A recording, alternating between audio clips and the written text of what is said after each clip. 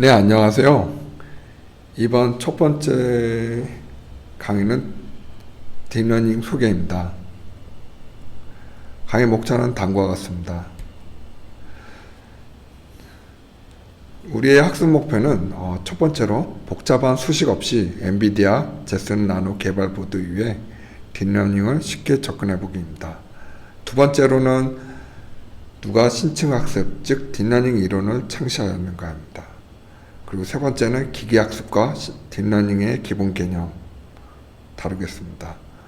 그리고 네 번째로는 선형 회귀와 로지스틱 회귀, 그리고 다섯 번째로는 신경망, 그 다음에 합성공 신경망과 순환 신경망. 그리고 여기서 합성급 신경망은 컨볼루션 뉴럴 네트워크를 말하고요.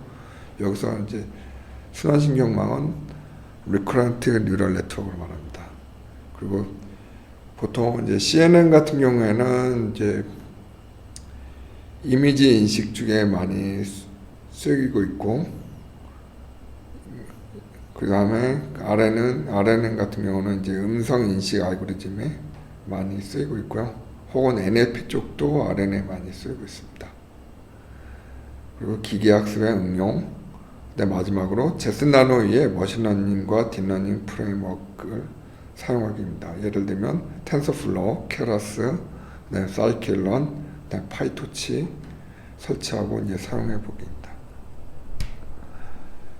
딥러닝의 계열을 보면 2016년 그 바둑에서 이제 구글 딥마인드, 영국의 구글 딥마인드의 알파고 프로그램이 한국의 이세돌 구단 기사를 이겼을 때 정말 충격적이었습니다. 그 당시 저는 유학 중이었는데 미디어에서는 이제 AI, 그다음 머신러닝, 그리고 딥러닝이라는 용어가 딥마인드가 어떻게 이겼는지 설명하는데 많이 인용되었고요. 이제 그 당시 이제 저는 이제 그 대학원 다닐 때 그 컴퓨터 비전 쪽에 전공을 하였고, 그때 슈퍼바이저가 또 이제 추천을 하는 게 그 딥러닝을 이제 같이 연구하라고 하더라고요. 그래서 저도 이제 딥러닝을 이제 지금까지 연구를 하고 있고요. 그리고 지금 이제 오른쪽 사진을 보면, 이미지를 보면 AI가 이제 첫 번째로 이제 가장 큰 범주에 속하고요. 그 다음은 기계학습, 그 다음에 이제 세 번째로 이제 딥러닝인데, 이제 나중에는 이제 침체기를 벗어나서 꽃이 피고 마지막으로 딥러닝이 오늘날 AI 폭발을 주도하고 있습니다. 이제 딥러닝의 창시자들을 한번 볼게요. 이제 앤드류 교수님 같은 경우는 딥러닝 창시자에 포함되지는 않지만, 보통 이제 앤드류 교수님은 이제 머신러닝의 대가이면서 이제 스탠포드 대학의 교수님입니다. 이 교수님 논문을 보게 되면 주로 이제 머신러닝 쪽과 그 다음에 강화학습 쪽이 많습니다. 이 교수님이 이제 실제로 그 무인헬기로 이제 강화학습 알고리즘을 이용해서 무인헬기를 이제 띄우는 이제 그런 동영상들이 있거든요. 한번 나중에 서치.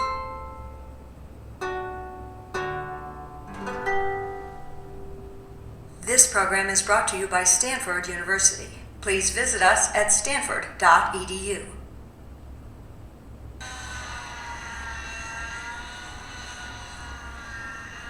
So what you're seeing today is by far the most difficult aerobatic maneuvers flown by any computer-controlled helicopter. The goal is always for us to take really hard problems that humans are very good at solving. For instance, Garrett can pick up any helicopter, even ones he's never seen, and go fly amazing aerobatics. So the question for us is always, why can't computers do things like this? So our goal is to build software that can learn to go fly a helicopter the way that a human being can, and that way we don't need so much engineering effort to build control systems like this. So the basic technology used to develop the helicopter controller was a type of AI algorithm, a type of artificial intelligence algorithm called apprenticeship learning. what the helicopter does is it watches a human pilot fly the helicopter around for a while, and by watching a human pilot learn to fly, it then learns to fly by itself. And so what it does is it watches the person fly, and then it will try to fly the same stunt maneuvers by itself, and maybe try a few times until it sort of nails the maneuver. And what you're seeing is the end result of this machine learning process called apprenticeship learning. So basically, 하셔서 유튜브를 한번 보세요. 그러면 이제 강화학습을 해서 어떻게 이제 무인헬기가 뜨는지 볼 겁니다. 그리고 이제 왼 가운데 보시면 이분이 이제 제프리 힌톤 교수님인데요. 이 교수님 같은 경우는 이제 영국에서 태어나셔서 이제 그 주로 이제 심리학과 이제 수학 쪽 이제 전공이신데 이분이 이제 진짜 대단한 게 한 1900년대부터 2000년 초반까지 그때 이제 신경망으로 해서 AI를 연구하는 게 인공지능 분야를 연구하는 게 침체기였거든요. 어느 누구도 알아주지도 않았고 그 논문을 쓴다 해도 억셉트가 되기가 힘들었고 그럼에 불구하고 이제 제프리 힌튼 교수님은 끝끝내 이제 연구를 하셨죠. 그리고 이제 나중에 이 세 분이 올해인가 작년인가 이제 튜링 컴퓨터에서 가장 큰 상인 거의 노벨상 수준이죠. 거의 튜링상을 이제 받게 됩니다.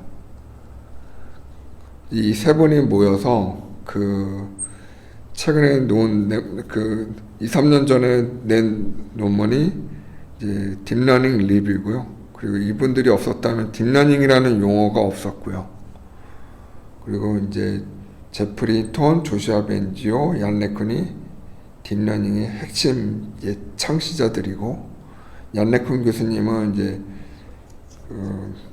페이스북 리서치 연구소장님이고 조슈아 벤지는 이제 삼성 AI 쪽에 탑 A 리서치에 있고 그리고 제프리 힌톤은 이제 구글 브레인에서 이제 근무하시면서 토론토 대학에서 이제 연구하시고 있고요.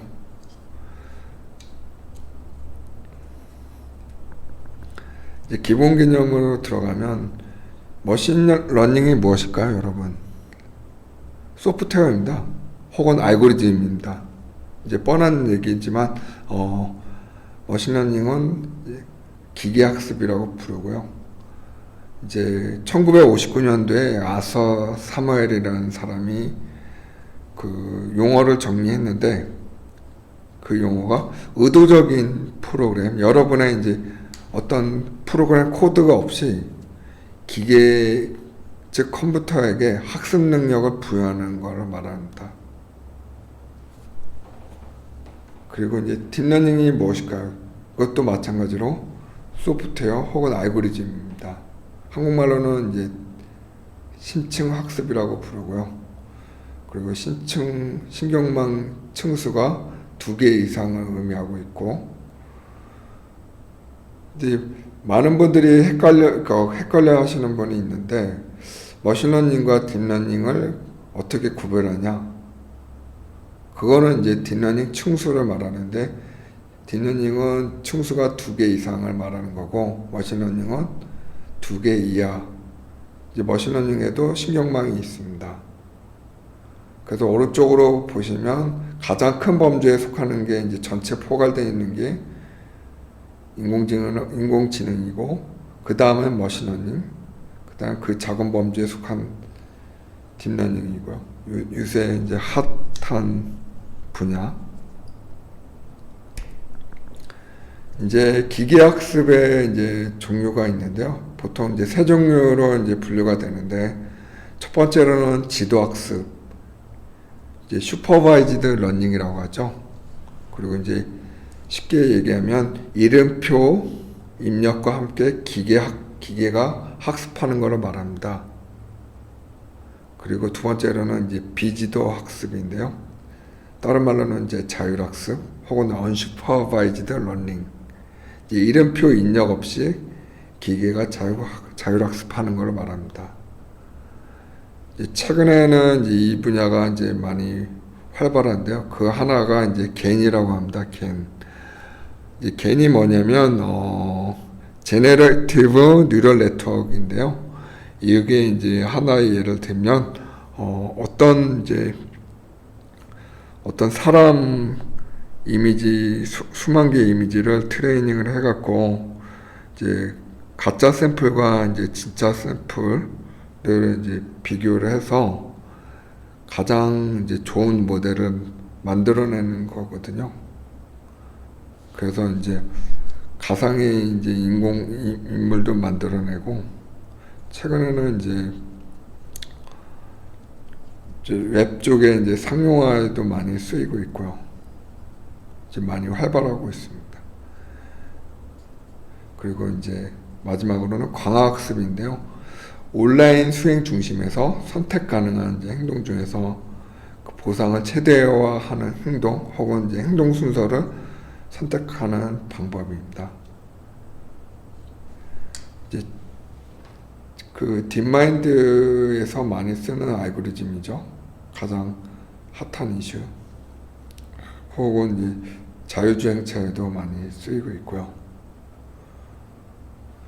쉽게 더 예를 들면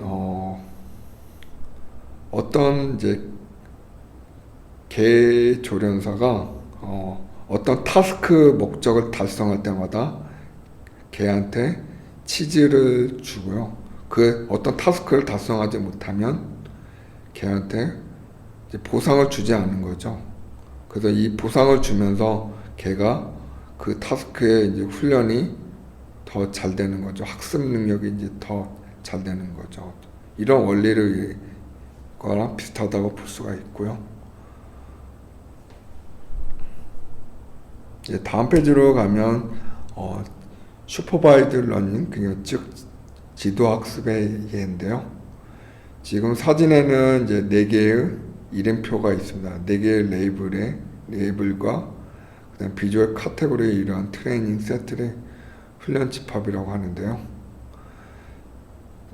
예를 들면 이제 컴퓨터가 이제 이런 4개의 레이블을 인식을 하는 거를 이제 클래시피케이션이라고 합니다.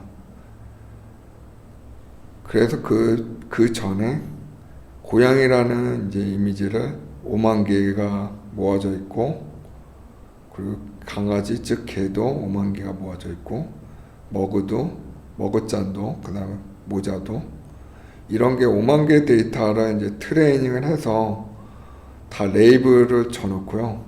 그리고 이제 컴퓨터가 인식하는 거를 클래시피케이션이라고 합니다.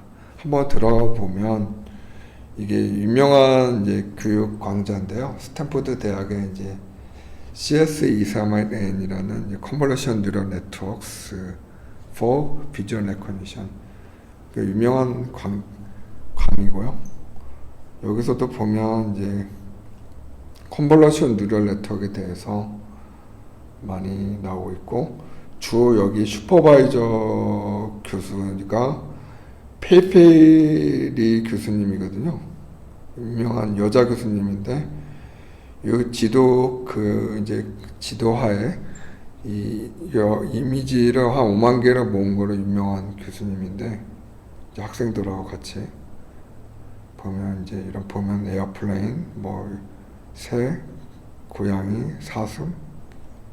그래서 이런 컴퓨터가 이런 이미지를 분류하는 인식 알고리즘을 클래시피케이션을 이제 구체화했던 교수님이 이제 페이페이리입니다. 유명한 교수님이 한번 동영상에도 나오거든요. 그래서 이렇게 볼 수가 있고요. 한번 나중에 여러분들이 동영상에 이제 페이페이리 교수님을 한번 보면 한번 보실 수 있을 거고요. 이제 PPT로 가서 지도학습의 예를 들었고, 지도학습 즉 슈퍼바이즈드 러닝의 문제점들이 있는데요. 첫 번째 예로는 레이블링, 즉 이름표 작업하는 노동 비용이 굉장히 비싸고, 그 오랜 시간이 많이 걸립니다. 아까 이제 5만 개의 이미지를 레이블링을 달고 뭐 여러 가지 이제 작업하는 게 만만치가 않고요. 그리고 이메일들 이제 구글 이메일에 보면 이제 스팸 필터의 구분을 위한 레이블링 작업도 문제점도 있고요. 그리고 이제 또 하나의 예를 들면 이제 여러분의 시험 점수 예측을 위한 충분한 과거 데이터가 필요하고요. 이제 지도학습에 언급했고, 이제 지도학습의 타입으로 보면 과거 시험 점수 기반의 이제 시험 점수 예측하는 알고리즘들이 많이 쓰이는 게 이제 선형 회귀입니다. 그리고 과거 기반의 이제 어떤 자격증 시험에 합격했는지 불합격했는지 구분하는 거를 이지나 분류, 바이너리 클래시피케이션이고요. 또 하나의 이지나 분류 예를 들면 그 암 쪽에 이제 종양이 있는지 없는지 그것도 이지나 분류에 속하고요. 그리고 이제 대학교 때 보면 학점 등급 A, B, C 이런 것들은 이제 멀티 레이블 분류라고 하고요. 이제부터는 이제 슈퍼바이즈드 러닝의 하나의 이제 알고리즘인 선형 회귀를 예를 들어볼게요. 지금 테이블에 보면 X 레이블과 Y 레이블 두 개의 레이블이 있는데요. X 레이블에는 이제 여러분이 이제 공부한 시간 10시간, 9시간, 3시간, 2시간 있고, 그리고 오른쪽에는 이제 여러분의 시험 점수 90점, 80점, 50점, 30점이 있습니다. 근데 예를 들면 여러분이 여기서 75점을 맞았다. 만약에 70점을 맞았다. 그러면 몇 시간을 공부해야 하나요? 70점을 시험 점수를 달성하기 위해서 몇 시간을 공부를 할까요? 한번 볼게요. 여기서 보면 여러분 여기가 지금 75점을 여러분이 70점을 달성하기 위해서 어떤 자격증이 보통 60점 이상이잖아요. 보통 70점을 맞기 위해서 60점 이상을 맞기 위해서 어느 정도의 노력을 해야 하나 한번 볼게요. 쭈르르르 이렇게 가서 여기 밑으로 쫙 가면 대략 한 7시간 정도 되겠죠. 7시간이나 8시간. 그래야 이제 70점을 달성할 수 있겠죠. 그래서 이런 알고리즘들을 이제 선형 회귀라고 합니다. 그러면 이제 여러분들은 쉽게 이해가 됐죠. 그리고 이제 이지나 분류 알고리즘에 대해서 볼 건데요. 이것도 이제 슈퍼바이즈 러닝의 하나인데요. 보면 XY 레이블 중에 보면 X 레이블에 10시간은 9시간, 3시간, 2시간. 그 다음에 Y 레이블에는 합격이라는 이제 패스, 불합격은 이제 fail 있습니다. 이제 레이블을 이렇게 지어주고, 그리고 만약에 10시간 공부하면 합격, 그리고 9시간 공부하면 합격, 그리고 3시간 공부하면 당연히 fail이고 2시간도 fail이고, 어느 시간대 공부해야 합격할까요? 아까 언급했듯이 7시간 이상이죠. 6시간 이상 보시면 여기에 이런 알고리즘들을 하나의 방법을 이제 이지나 분류, 바이너리 클래시피케이션입니다. 또 하나 쉽게 예를 들면 어떤 아까 5만 이미지들이 있었잖아요. 스탠포드 이제 페이페일이 지도 교수님이 이제 개발했던 보면 어떤 이게 이미지들을 보면 이게 강아지인지 이게 새인지 이게 차인지 그런 이미지도 하나의 이지나 분류이고요. 이제 멀티 레이블 분류로 갈 건데요. 이건 학점 등급을 말하는 건데 여러분 대학교 때 A 플러스, B 플러스, C 플러스 뭐 C 그런 거 말하는 건데 보면 요것도 이제 두 개의 레이블이 있는데 10시간, 9시간, 3시간, 2시간. 만약에 여러분이 10시간 이상 공부를 하면 A 학점을 받는 거고 9시간 공부하면 B 학점, 이제 3시간 학점은 D 학점, 2시간이면 F 학점, 거의 이제 페일하는 거죠. 이제 이렇게 쉽게 예를 들었고요. 우리는 이제 여기까지 강의를 마치고요. 다음 시간에는 이제 리니어 리그레션, 이제 선형 지도학습 분야의 하나의 이제 선형 회귀, 그리고 이제 다음 강의에는 이제 텐서플로우 이제 설치를 해서 텐서플로우로 이제 같이 이제 써보는 걸로 다루겠습니다. 감사합니다.